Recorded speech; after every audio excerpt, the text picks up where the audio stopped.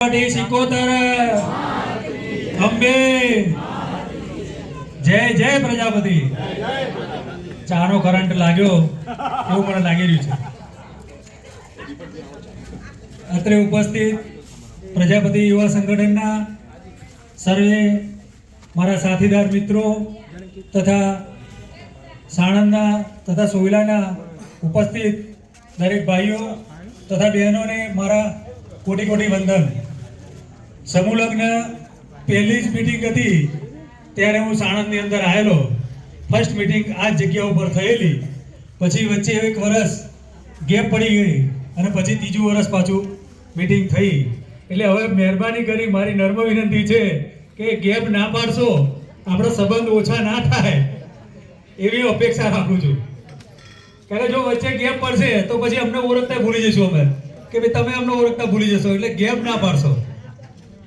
બીજું કે આપણું પ્રજાપતિ યુવા સંગઠન 33 જિલ્લાની અંદર સક્રિય કાર્યકરો છે.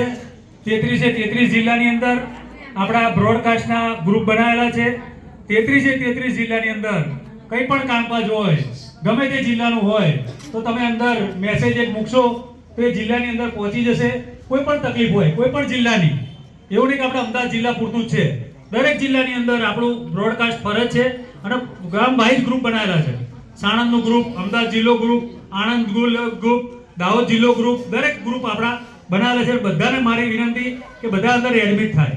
બીજું કે આપણું ફેસબુક લાઈવ ચાલે છે, ફેસબુક પર પણ એડ થાવ. એક બીજી કુટુંબ એપ ચાલે છે, એમાં પણ એડ થાવ. ભાઈઓને બહેનોને નર્મ વિનંતી કે જેટલું ઇન્ટરનેટ ઉપર વાપરશો, અત્યારે બધા જોડે મોબાઈલ લગભગ થઈ ગયા. કોઈની જોડે મોબાઈલ ના હોય તો અમે યુવા સંગઠન તરફથી અમે ભેટ આપીશું.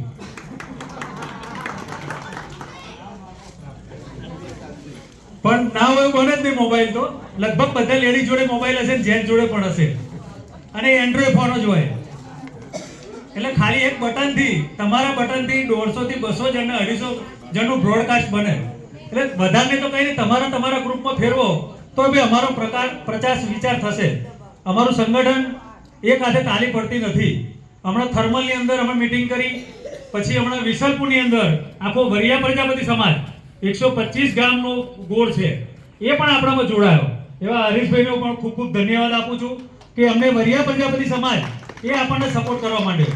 પછી વાટેલિયા સમાજની હમણાં મીટિંગ કરી અમે મણિનગરની અંદર, એટલે વઢવની અંદર, એ પણ અમને સપોર્ટ કરે છે. તો આપણે તો આપણા ગુજ્જર પ્રજાપતિ છીએ, તો આપણો સપોર્ટ તો પહેલો હોવો જોઈએ, પછી વરિયા વાટેલિયા બધા આવે. અને અમારો ધ્યેય એક જ છે કે વરિયા વાટેલિયા બધા પ્રજાપતિ માત્ર એક જ થાય, તો જ આપણું સંગઠન થશે. અત્યારે કોઈ પણ જગ્યાએ જઈએ, આપણે તો કોઈ ધારાસભ્ય નથી, કોઈ આઈપીએસ ઓફિસર નથી. એ બહુ મોટી શરમજનક વાત છે. એનું કારણ એક જ છે કે આપણે એક નથી. એ કહીશું તો બધું જ શક્ય છે.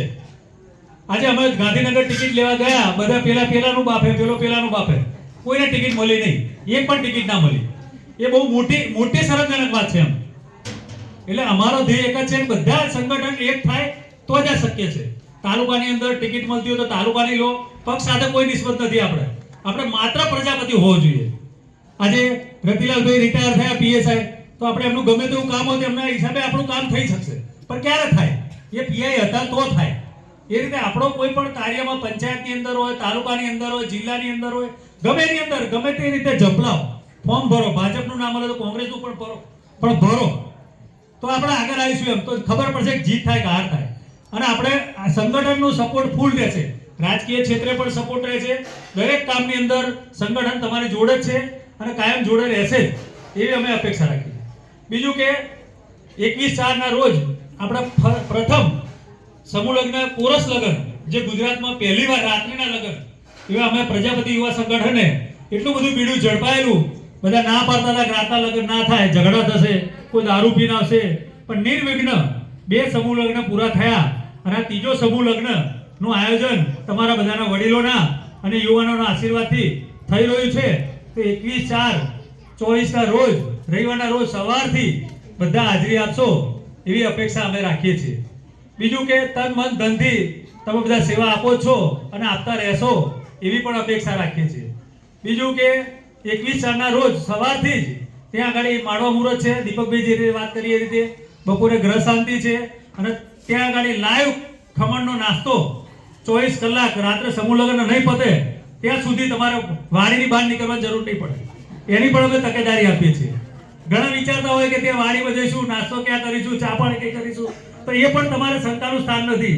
એ પણ અમે લાઈવ ખમણ દીપકભાઈ જાહેર ના કર્યું પણ મેં કરી દીધું. અત્યારે લાઈવ ખમણ સવારે 8 વાગ્યાથી રાત્રે 11 વાગ્યા સુધી ચાલુ રહેવાના છે.